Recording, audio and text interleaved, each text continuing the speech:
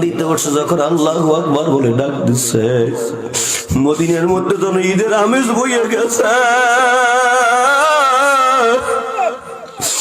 কিরে এত খুশি কেন? কই শোনো, বিলাল আবার মদিনায় আসছে। কেউ কাঁদে, তুই কেন কাঁদ? কই কেন কাঁদি জানো না? বেলাল ঠিকই আজান দিছে। আগে বেলাল আজান দিলে নবী নামাজ পড়াইতো, আজকে নবী নামাজ পড়াইবে, নবী তো আর আইবে না। বেলাল আজান দিতেছে আশহাদু আন্না মুহাম্মাদুর রাসূলুল্লাহ। যখন বেলাল বলছে, টাস করে মাটিতে লুটাইয়া বসে। বেলাল, জীবনে তো কম আজান দাও না, আজকে কেন লুটাইয়া পড়ছো? কই শোনো শোনো, আরে আমি যখন অন্য দিন আজান দিতাম, আমার নবী ওই মেম্বারের উপরে বসা থাকতো। আমি যখন আশহাদু আন্না মুহাম্মাদুর রাসূলুল্লাহ বলতাম, আমার নবী আমার দিকে তাকাইয়া মুস্কি মুস্কি হাসি দিত। আজকে আজান দিতে উঠছি, কিন্তু আমার তো আর সেই খেয়াল নাই। আমি আমার স্বভাব সুলভ সেই মেম্বারের দিকে তাকাইলাম, কিন্তু কি দেখি জানো? দেখি না, আমার নবী আর আমার দিকে তাকাইয়া মুস্কি মুস্কি হাসে না। আমি বেলাল সহ্য করতে পারি না।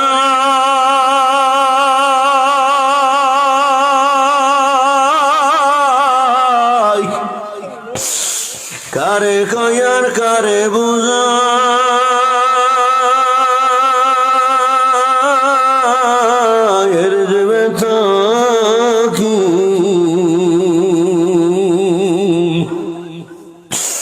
খাওয়া যায় না, শোয়া যায় না, ইশকের বিবরণী।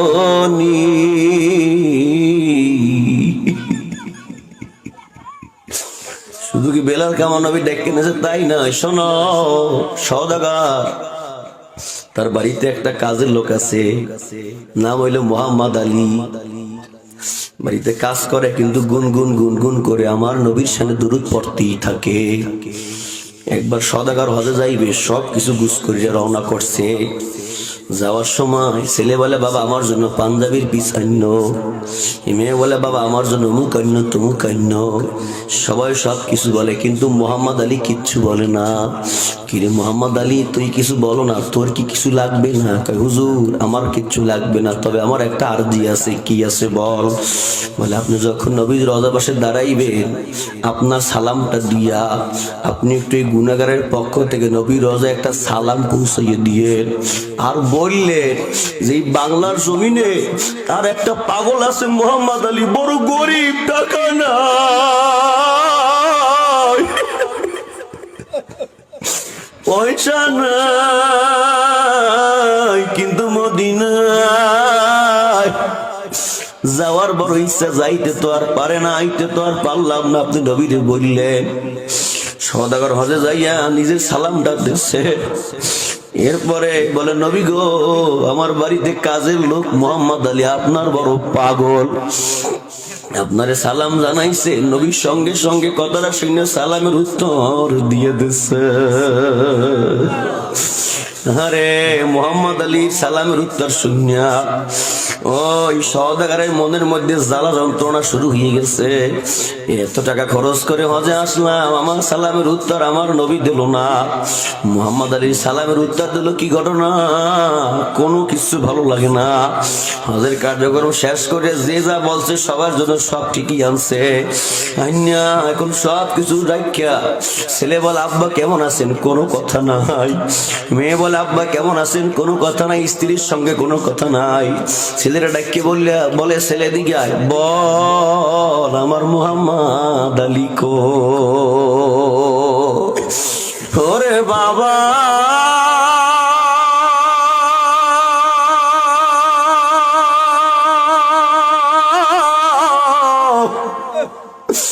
কি হয়েছে আপনার?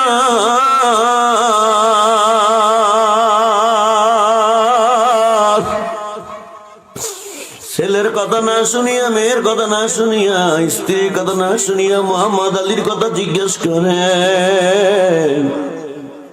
বাবা সব পরে বলবো, আগে বল মোহাম্মদ আলী কই? কয় সে তো ঘরে ঘরে কাজ করে।